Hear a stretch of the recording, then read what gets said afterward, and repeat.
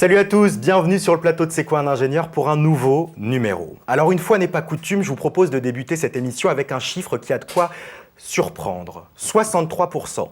63% des étudiants en école d'ingénieur considèrent ne pas avoir été assez informés sur le métier d'ingénieur avant d'entamer leurs études. Alors sur ce plateau, on va essayer d'inverser cette tendance et de vous présenter une des facettes du métier d'ingénieur. Pour cela, je reçois aujourd'hui Philippe Choquet. Bonjour Philippe. Bonjour. Alors vous êtes directeur de la salle Beauvais Hésite pas. Vous êtes par ailleurs vice-président de la FESIC, la Fédération des établissements d'enseignement supérieur d'intérêt collectif. Est-ce que vous pouvez nous présenter très rapidement ce que ça représente un réseau d'écoles comme ça? Donc, le réseau d'écoles de la FESIC, en fait, c'est 25 écoles, dont 19 écoles d'ingénieurs, 5 écoles de management et une école qui est dans les sciences humaines.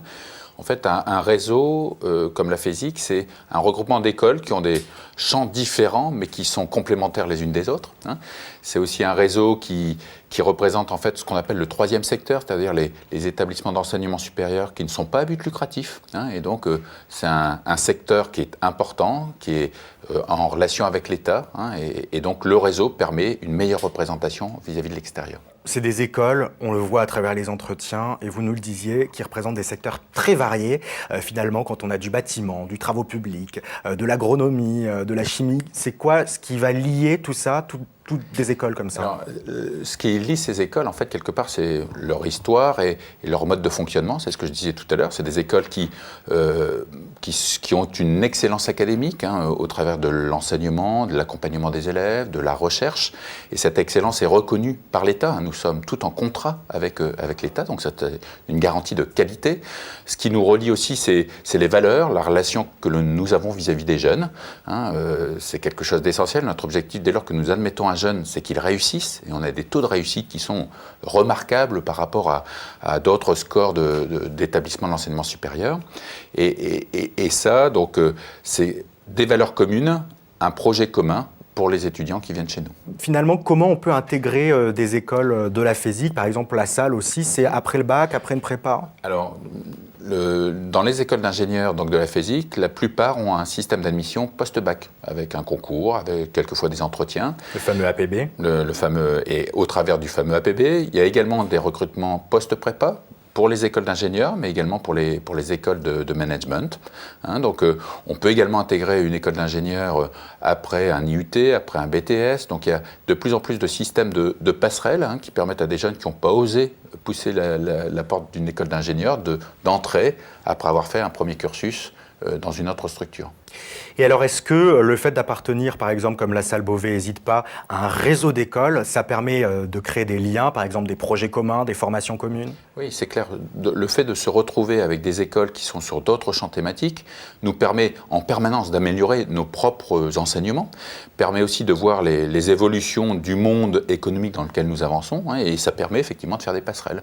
Nous avons des passerelles avec des écoles de management, avec des écoles industrielles. Il y a donc les AIP LSK qui ont également développé des liens. C'est une école du numérique et une école de commerce. Il y a le groupe HEI Saïsen qui également se sont rapprochés justement pour créer ces passerelles. C'est vrai que être ingénieur, ça demande de plus en plus de compétences diverses. Et ces écoles réunies sous la bannière de la FESIC, c'est un lieu pour échanger.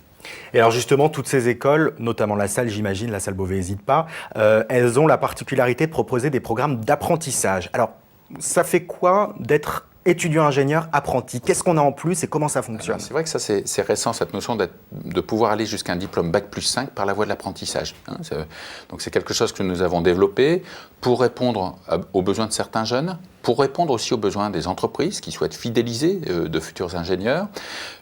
Ça répond aussi à un type d'étudiant qui est plus attiré en fait par un enseignement inductif basé sur l'expérience. Et c'est vrai que lorsque nous avons des élèves apprentis qui rencontrent des élèves qui ne sont pas apprentis, c'est vrai que ça fait une hybridation intéressante. Et c'est aussi, et ça c'est très intéressant, un moyen de financer ses études. Et c'est pas négligeable dans le contexte actuel. Alors justement, vous, je le disais, vous êtes directeur de la salle Beauvais Hésite ESIDPA, donc qui est une école d'ingé. Vous avez apporté comme objet pour représenter votre quotidien cette planète Terre.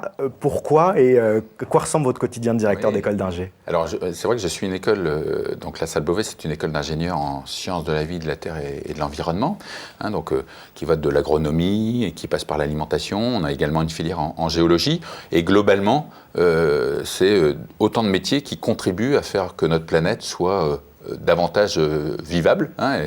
Alors, je ne vais pas dire sauver la planète, mais quelque part, ou nourrir la planète. Hein. Donc, c'est un idéal, c'est quelque chose qui a du sens. Hein. Et cette petite planisphère, il y a du vert, il y a de l'eau qui est également important, le bleu. Hein. Alors, le quotidien d'un directeur d'école, mais qui est aussi ingénieur, voilà, c'est un quotidien qui est hyper divers. Hein.